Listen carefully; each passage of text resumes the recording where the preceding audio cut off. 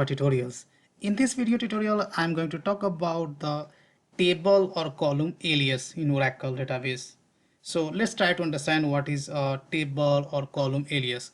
Guys, as you know, when you want to perform some select operation in Oracle database, then you use select operation, right? Select statement.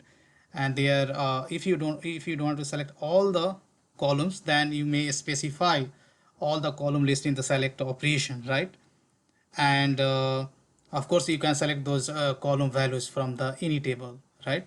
But do you know, while selecting the columns in join basically query, there is possibility more than one table is having the same column name, and there you'll get kind of ambiguity. And there basically alias name is very important. You can give the basically nickname of or second name of your table or column, and you can refer basically those columns with that name. So that's the basically alias. So let's try to understand through an example. Just to make this demo, I'm going to take an example of employee table, which is here, which is having almost 14 records. Another department table, which is having almost 4 records, right? Now I have here my worksheet, SQL worksheet. So let's see. First of all, let's try with the smallest query. I'm going to data from my department table, right? So I'd say select from uh, department, right? So here in department table, I'm going to select like D name, yeah, and location, right? So these are the two columns I'm going to select from my department, and here I'm able to select, right? Now here you can see you can give a table alias name, right?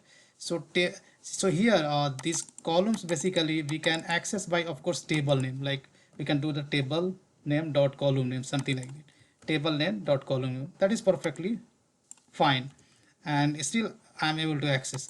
But here you can see table name is very big, so instead of entire table writing the entire table name again, what we can give the department basically that starts from D. So we can give the alias name as D, either in a small or capital, doesn't matter, right? That's completely case insensitive. So I write D instead of writing the entire complete table name and D. If I run this query, then here you can see here I am able to access, right? So here you can see I have given the alias of table, which is D, or you can see DEPT you can give if you want, and here also DEPT, right? So but I have given them one letter, right? And here also you can give the alias of your column. Like here you can give like department name, right? So you have to give the here not as basically you have to give the let's say I would like to display name of this column in the output as department name. Then what I'll write in double quotes, I'll write department name, yeah, sorry, department name. And here you can see if I run, that instead of D name, this will display the department name, yeah. So here I have given the name in the double quotes. Why double quotes? Because there is a space. If there is no space, then you don't need to write even double quotes as well. If I remove the double space now, so now there is no space, so we can write something like this, alias name. Optionally you can specify as keyword over here if you want, but this is optional, right?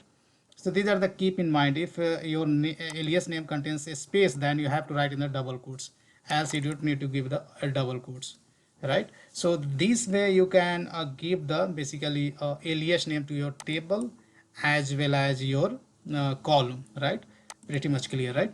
Now let's see, I want to write a select join query, right? Let's say I'm going to write select I would say D name, then location, which is in department table.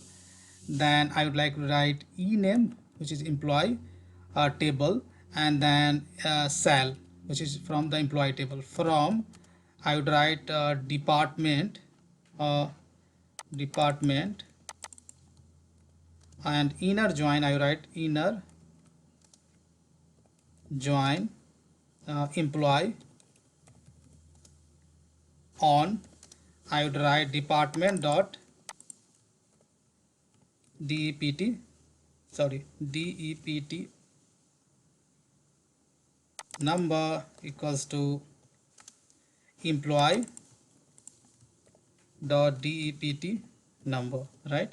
If I run this query, then what do you think? This is going to run or not? Of course this is going to run, not a problem, right? We get the output. But let's say I would like to add one more column, that is nothing but dept now department a number. If I run this query, then this is going to throw an error. Here you can see saying that column ambiguity defined.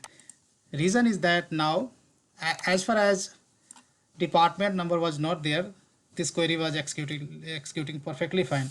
Whenever I had given the department number, then this is saying there is some ambiguity.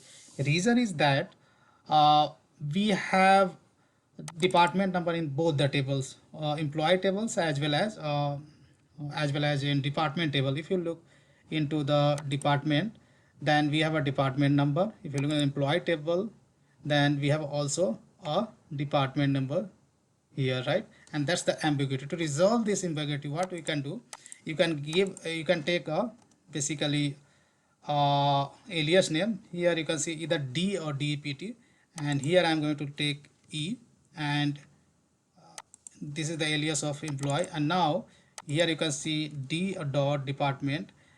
Now it is going to run, right? Now it is going to run. What is saying that uh, uh, uh, uh,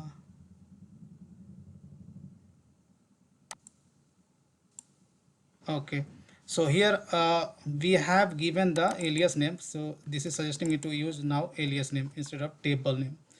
So, and here I would say D. Now let's run it. Now here you can see we can retrieve the data. Just to maintain the consistency here, even though that database node D name is only available in the employee table, and that's what there is no ambiguity occurs. So here also you can use D dot D name, then here you can say D dot LOC, then here you can say E dot E name, then E dot salary. If given column exists in the only one table, then there is no ambiguity will occur, right? So here we did something mistake, so we are selecting department number, D name, then LOC, then E name, then E dot cell. What happened to this? Then D invalid identifier, where it is saying D invalid identifier. No.